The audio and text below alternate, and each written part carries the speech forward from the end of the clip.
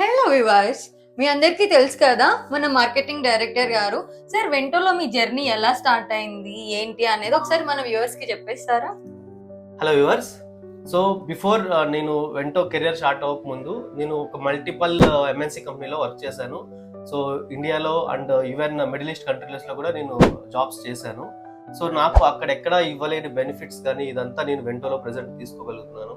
So before కంపెనీస్లో నేను నా శాలరీ ఏదైతే వస్తుందో అది నా ఎక్స్పెండిచర్స్ కానీ నా నీడ్స్ కానీ సరిపోయేది. బట్ వెంటోలో నా నీడ్స్ మొత్తం కంపెనీ చూసుకుంటుంది.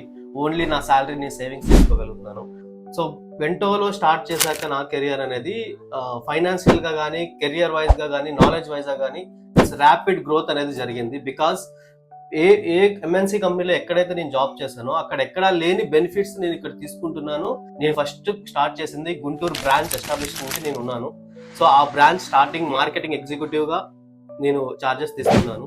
సో అక్కడి నుంచి నేను డే బై డే నాకు తెలియని ఫీల్డ్ గురించి నేను నేర్చుకుని దానిలో ఉన్న లోటుపాట్లు అన్ని తెలుసుకుని నా కెరియర్ నేను బిల్డ్ చేసుకుని ప్రెసెంట్ యాజ్ ఏ మార్కెటింగ్ డైరెక్టర్గా నేను ఇక్కడ సర్వీస్ అందిస్తున్నాను.